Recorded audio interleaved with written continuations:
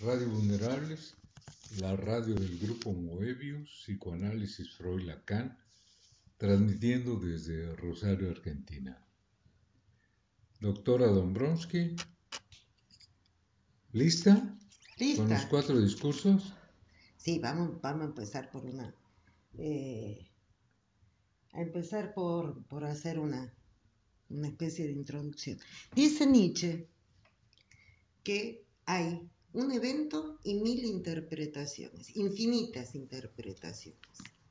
O sea, eso ya nos está dando la pauta de que uno interpreta la realidad. O sea, la verdad total no es posible. Que siempre hay una interpretación que uno hace de los hechos. Y depende de quién comunique, o sea, podemos pensar que hay como una trama representacional, por así decir.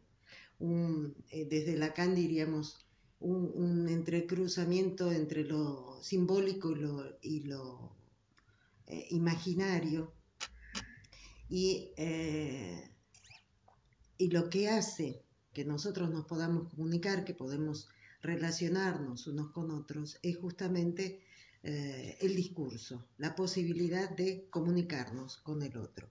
La definición que nos da Lacan de discurso es lo que hace el lazo social.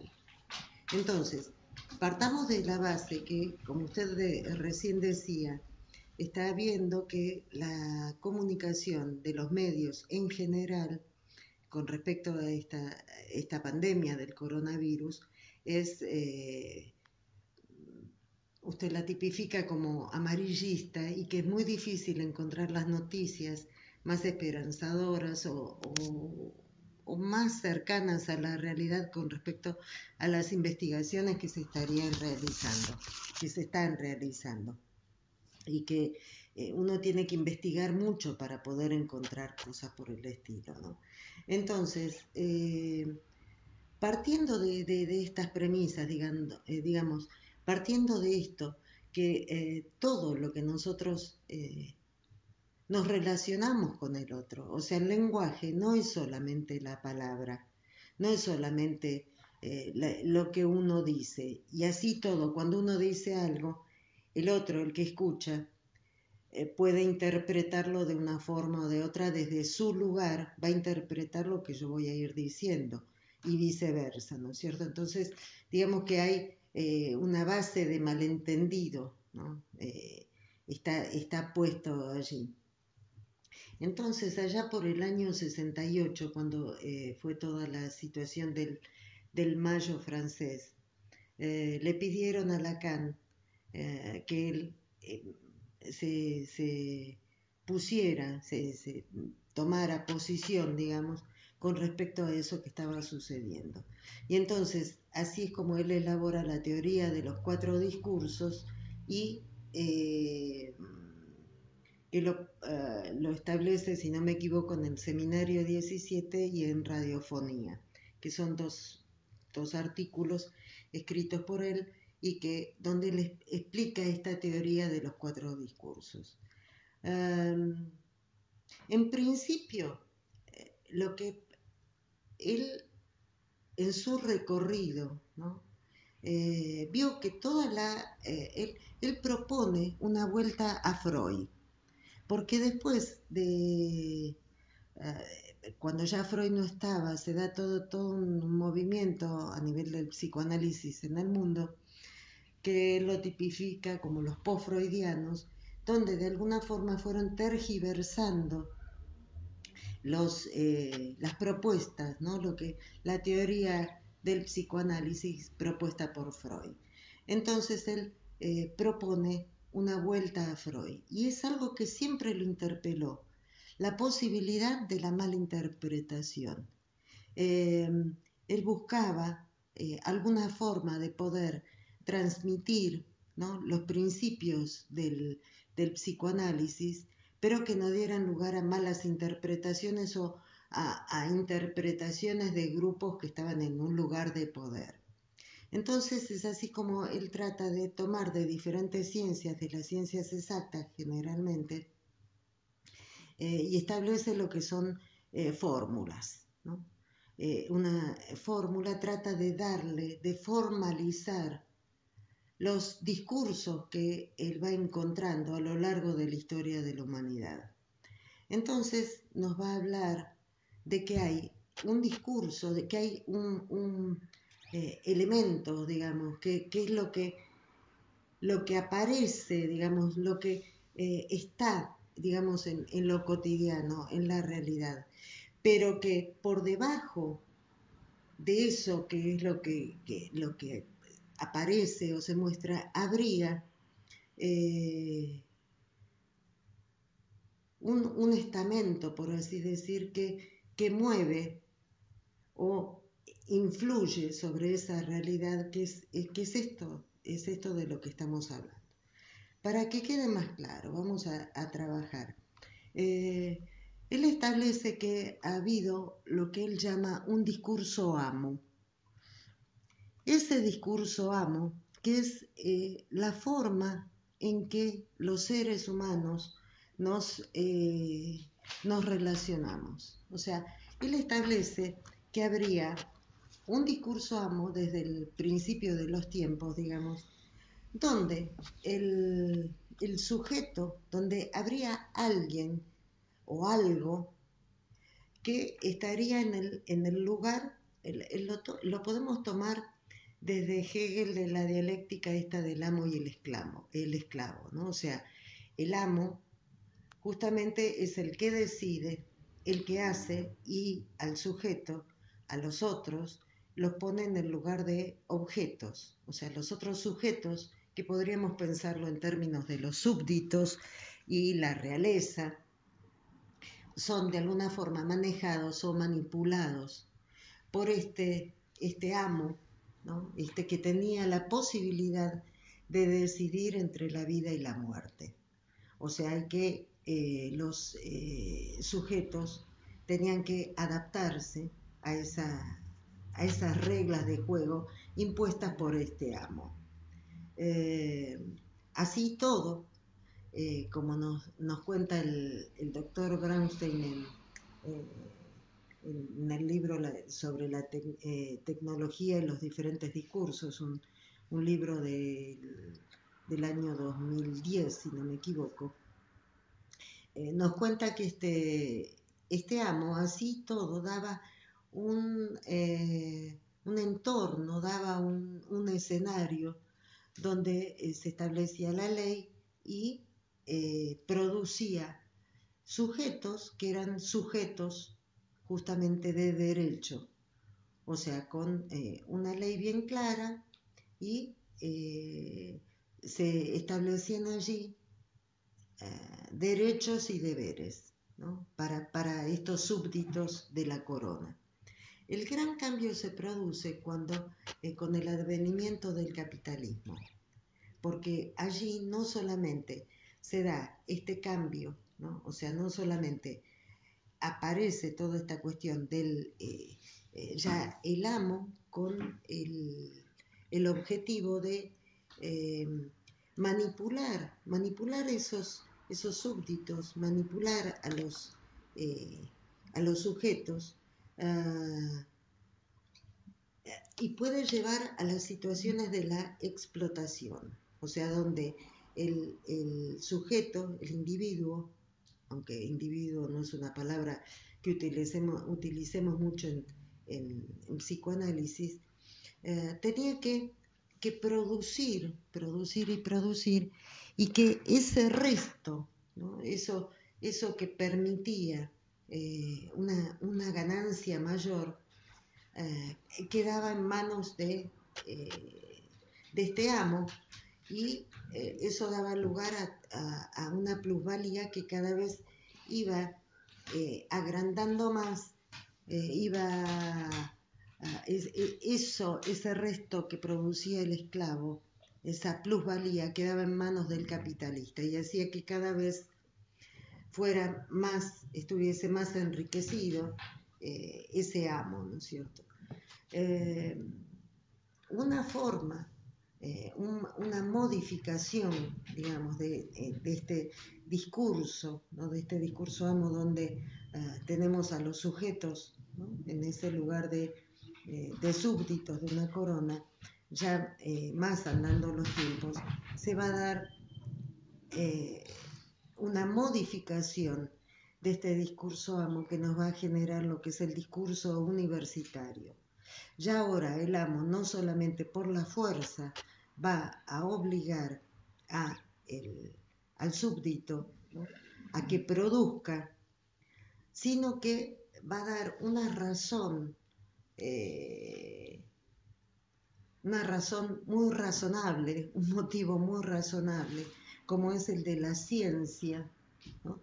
Y las ciencias van a aparecer como cuando empieza a decaer la imagen de la religión, la imagen de ese Dios todopoderoso, de esta relación de Dios, rey, ¿no? O sea, la nación y el pater familia. Aparece cuando empieza a decaer esta idea del Dios, de esta relación tan directa, ese lugar va a ser ocupado por las ciencias.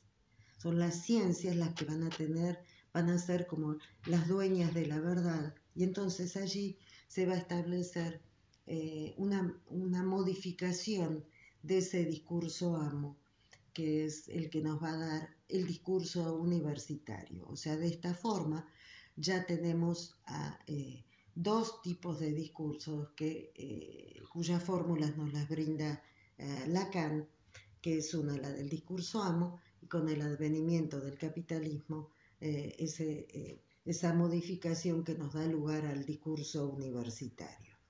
Justamente dentro ya en este lugar, ¿no? En esta situación del discurso universitario, vamos a tener que aparece conjuntamente un nuevo discurso, que es el discurso de aquel que se pregunta el por qué. O sea, si bien la ciencia es el objetivo de la ciencia es de preguntarse todo cómo se genera, buscar la causa, también en los sujetos que están sometidos, ¿no? a este modo de relación empieza la pregunta, a preguntarse ¿y por qué? ¿Y yo qué tengo que ver con todo esto? Empieza a cuestionarse.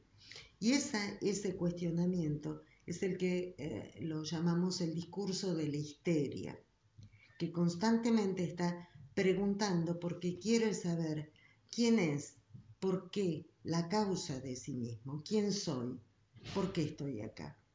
Y a la par de este discurso de la histeria va a surgir el discurso del psicoanálisis, que es aquel que va a tener la posibilidad de escuchar a que se pregunta, a esta histeria que se pregunta por quién soy, cómo es que estoy acá, y que de alguna forma este discurso del psicoanálisis va a pararse en un lugar como para poder empezar a escuchar qué es lo que realmente tiene para decir aquel que está parado en el discurso de la histeria, y va a empezar a tratar de escuchar, de acompañar, ¿no? Como para que pueda aparecer la esencia de ese sujeto que se hace la pregunta.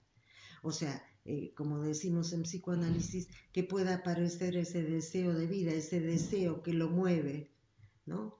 A ver qué es lo que quiere hacer, qué es lo que realmente desea hacer inmerso en este mundo, digamos, de la situación del discurso capitalista, del discurso universitario y demás. Entonces es así como Lacan nos establece 4 modos de relación que a lo largo de la historia se fueron dando. Y como decíamos, teníamos algo que es lo que emerge, lo que está en la superficie, que es lo que tiene que ver con esto de... él lo pone en términos de qué hay.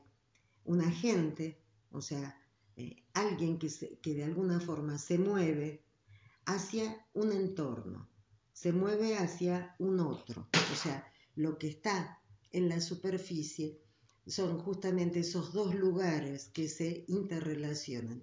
Es ¿cómo se llama? Es el binomio mínimo, digamos, que se produce en una sociedad donde vamos a tener alguien, ¿no?, que se mueve hacia el entorno. Entonces vamos a tener esos dos lugares, como son el agente, ese que se mueve hacia un entorno, y ese es el lugar del otro. Ahora bien, ¿qué es lo que lo mueve a la gente, ¿no? ¿Qué es lo que lo mueve para que vaya en una dirección o se pregunte en otra dirección? Bueno, es su propia verdad, que es la que, digamos, es la que subyace, es la que realmente es el lugar de la verdad, es lo que a uno lo mueve, ¿no?, a relacionarse a salir al entorno, a buscar esas preguntas, ¿no?, que uno se va haciendo. Y de esa relación entre el sujeto y el otro, movido desde la verdad de la gente, digamos, lo que está subyaciendo, vamos a tener unas consecuencias, vamos a tener una producción, que es el lugar de la producción, que es las consecuencias de lo que sucedió en esta relación en la superficie que tiene el agente y el otro. Entonces, estos 4 lugares, por así decir, van a estar, se van a ir, van a ir siendo ocupados por 4 elementos, ¿sí?, que tienen que ver con el sujeto que se pregunta, esto que nunca puede llegar a obtener, que es eso, es la esencia, digamos, que es eso, lo que nunca uno puede llegar a tener, a completarse de alguna forma, que el sujeto ya en sí mismo, por el solo hecho de ser un ser humano, con esto de confrontarse con la muerte, confrontarse con el fin, con que todo no se puede, hay algo que se le escapa, que es eso, la posibilidad de, por ejemplo, la inmortalidad.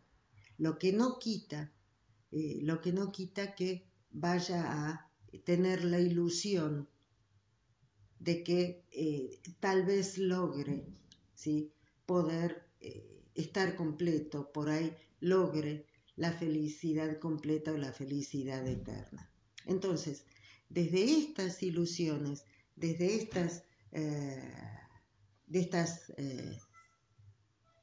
estas utopías que se marca, que cada ser humano tiene en sí mismo, de esto saca provecho, ¿sí?, el discurso capitalista, que no es ni más ni menos que otra modificación que se da a este discurso amo, a este discurso universitario.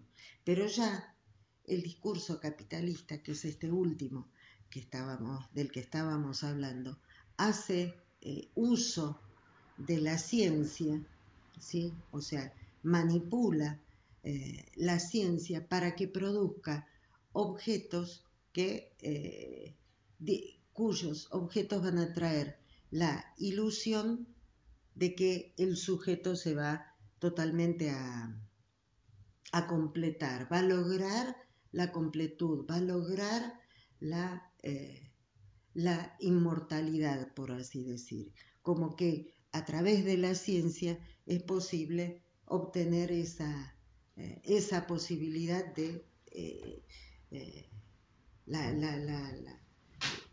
la completud total. Por ejemplo, podemos tomar estos avances científicos como han sido, por ejemplo, la clonación, o sea, pensar, ¿no?, que puede alguien rehuirle, ¿no?, la confrontación con la muerte a través de esto de la clonación, o bien como esta cuestión del congelamiento de los cuerpos, como se dice que Walt Disney hace unos, no sé, 20 años, 30 años, dicen que lo congelaron porque con la idea de revivirlo cuando haya en la ciencia los recursos como para combatir la enfermedad que teóricamente él tenía. Entonces, este discurso capitalista, que no es ni más ni menos que un movimiento, una modificación, ¿no?, de este discurso universitario, nos lleva a otro movimiento, que es el que establece el doctor Néstor Brownstein cuando estipula el discurso de los mercados. Y ya el discurso de los mercados no es que hay alguien que sabe, alguien que, el científico, digamos, que puede dar respuesta a todo esto, sino que es el objeto en sí, el que toma el lugar del que realmente sabe, un objeto como tecnológico, como puede ser, no sé, un control remoto, un celular, que tiene todas las respuestas que nosotros nos podemos hacer. Y entonces se supone que satisface totalmente a nuestros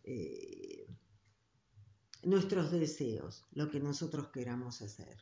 Entonces, lo que es llamativo en estas fórmulas que establece Jacques Lacan es que el discurso de los mercados que establece el doctor Néstor Brownstein tiene la misma fórmula, ¿no?, esta que describíamos con estos 4 lugares, qué es lo que motiva a cada uno, qué es lo que produce los diferentes lugares, tiene la misma fórmula que el discurso del psicoanalista. Entonces, lo interesante es que ahí aparece nuevamente la posibilidad de cada uno de nosotros a que nos paremos frente en el modo de relación que vamos a tener con el otro, que nos paremos desde un discurso de los mercados o que nos paremos desde el lugar, desde el psicoanálisis, que a lo que apunta es a buscar el deseo y qué es lo que motiva a cada uno. Entonces, de esta forma, si nosotros nos ponemos a pensar estas dos posibilidades, si bien tienen los dos la misma fórmula, digamos, en los dos vemos que hay un lugar que tiene que ver con esto de que es un objeto que es inasible, es un objeto que es del orden de lo real, de eso que nunca vamos a poder acceder, y que se dirige, ese objeto se mueve hacia un sujeto, ¿no? O sea, este mercado, este lugar de los mercados, justamente en este discurso, apunta hacia el sujeto, ese sujeto que se siente que le falta y que de alguna forma quiere llenar esa falta. Entonces, hay dos posibilidades en lo que es el espacio, el lugar de la producción.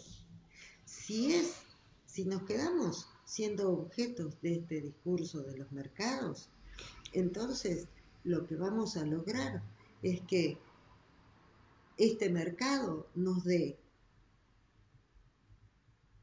elementos como para poder identificarnos con. Por ejemplo, nos dice que nosotros vamos a hacer lo máximo si logramos pertenecer a determinado grupo, no sé, jugar a determinado deporte, tener determinadas riquezas o determinado auto o determinada forma de ser o vestirnos con determinada marca, y entonces eso nos va dando una pertenencia. Eso es lo que se ve muy claro en la película Parásitos, que la comentamos no hace mucho, donde se ve clarísimo esas dos formas de vida, la de la clase muy muy baja que vive en los sótanos, ¿no?, de los edificios, y esa clase muy muy alta que es la de los ricos, que tienen todo el dinero y todo el poder. Entonces, como una alimenta a la otra y como hace que determinados grupos quieran pertenecer o estar en esa clase alta, quieran ser parte de, o sea, como si fuera un rebaño, como si fuera un ganado, que todos juntos, porque pertenezco a esta clase social, ¿sí? Porque pertenezco a este determinado grupo, entonces estoy en un determinado nivel, ¿no? O sea, y estoy en todo se juega en torno del poder, ¿no? Cuanto más poder tengo, como aquella frase, ¿no?, que rescatábamos de la película Parásitos, cuando están hablando la familia de clase baja entre ellos, y dice que la señora, ¿no?, de clase alta es tan amable y es tan cordial, es tan linda, simpática y buena y dulce. Y entonces la madre del jovencito de clase baja dice: sí, así cualquiera. A mí dame todo el dinero que tiene esta mujer y vas a ver qué dulce, amable y condescendiente soy, porque tengo todas las posibilidades, ¿no? Entonces, es a eso a lo que nos mueve este discurso de los mercados, ¿no? O sea, nos mueve a eso, ¿no? A la pertenencia a determinadas clases sociales, teniendo determinados objetos que si los tengo me dan, es como que lo que tengo es lo que soy, ¿no? O sea, este movimiento de los verbos, digamos que pasó de quién soy realmente a lo que tengo. Si tengo, entonces soy. Entonces, como tengo determinado nivel, entonces soy una persona mejor persona porque tengo determinado nivel. Mientras que si nosotros leemos esta misma fórmula, digamos, desde el lugar del psicoanálisis, lo que vamos a tener es que el sujeto, cualquier sujeto, al preguntarse otra vez, hagamos la salvedad que nos dice Jacques Lacan, que todos estos discursos no es que se han apagado, sino que están en vigencia. Todo el tiempo se están poniendo en juego y uno va tomando diferentes posturas en lo cotidiano en donde uno se va moviendo. Entonces, considerando estas mismas fórmulas, pero desde el lado del discurso del psicoanálisis, vamos a tener que lo que busca el sujeto, ¿no?, lo que va a buscar él, no va a ser la pertenencia que le diga quién es el mercado porque tiene determinados elementos, sino que el discurso del psicoanálisis lo que va a buscar es que ese sujeto pueda preguntarse a sí mismo quién es, qué es lo que quiere ser, a dónde quiere ir, pero desde su propia verdad, desde lo más íntimo de sí mismo. Entonces, esa, si bien es la misma fórmula, que no la vamos a desplegar acá, pero si bien se está estipulado de la misma forma, las consecuencias son diferentes, porque a lo que mueve el psicoanálisis es que cada uno se haga cargo de quién es, de qué es lo que quiere hacer, hacia dónde quiere ir, y que tenga bien en claro cuáles son sus propias limitaciones. Entonces, este discurso de los mercados es lo que es lo último, ¿no?, que estableció el doctor Néstor Brownstein en esto de leer la misma fórmula del discurso del psicoanálisis, pero desde una actualidad, desde lo que está sucediendo, de lo que estaba sucediendo en un determinado momento. Él lo pone en el tiempo, después de la caída del muro de Berlín, y digamos que hasta la actualidad. Entonces, nosotros, desde siguiendo esta misma forma de pensar, este mismo autorizados, digamos, desde Lacan, que utiliza una fórmula con los mismos elementos, establece el discurso del capitalismo, o del doctor Néstor Brownstein, que utilizando una misma fórmula establece el discurso de los mercados. Nosotros hoy, con respecto a esto del coronavirus, vamos a poder pensar esta misma fórmula, la queremos pensar desde este mismo, con estos mismos elementos. Es así como en esta realidad, hoy en día, desde hace unos meses a esta parte, nosotros estamos pensando que justamente la ciencia es la que trata, ¿sí?, trata de poder tener un saber acerca de esto que apareció, como es el coronavirus, y que solamente tiene un nombre, que es el nombre de COVID-19, si no me equivoco.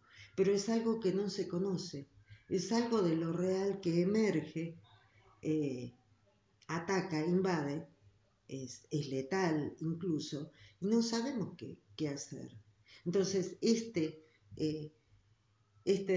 real, este patógeno que surge y que emerge, ataca directamente al sujeto,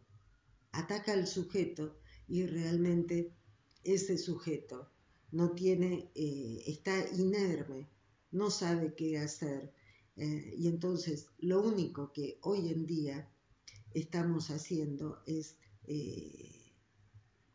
aislarnos, ¿no?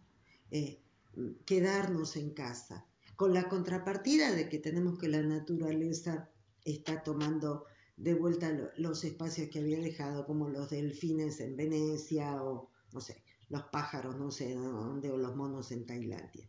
Pero esta situación de un invasor invisible que nos ataca y que nos puede matar es algo terrible, es terrorífico. Es lo que Freud ha llamado un momento traumático.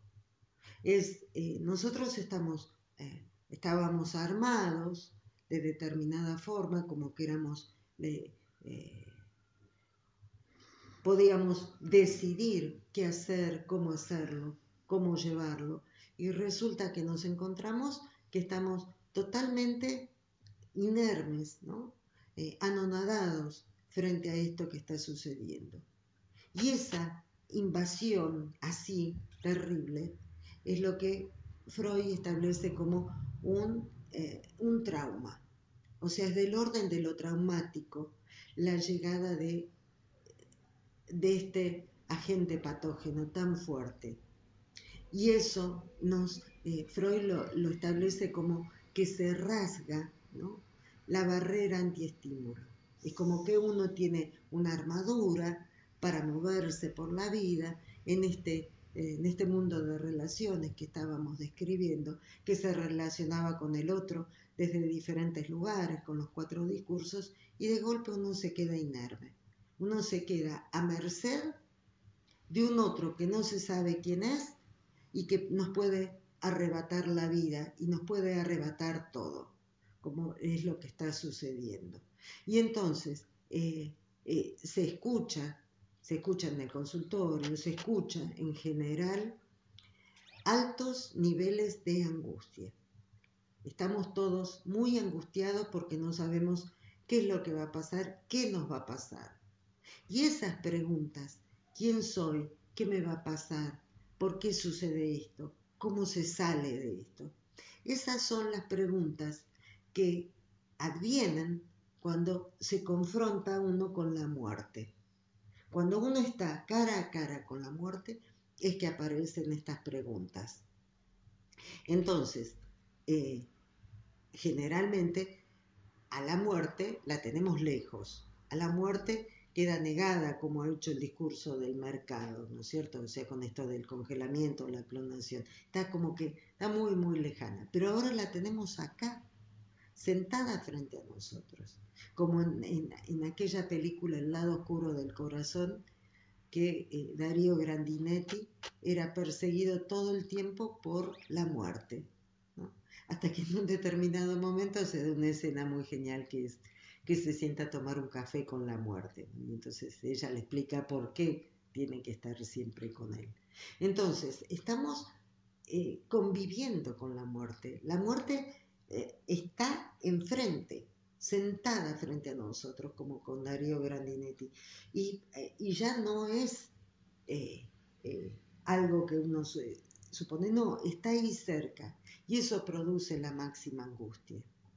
Entonces, volviendo, dando toda la vuelta a esto, ¿no?, que empezamos, lo que permite realmente, porque cuando los niveles de angustia son tan fuertes, tan altos, y uno queda anonadado, o sea, hecho nada, ¿no?, frente a eso inmenso que se le viene.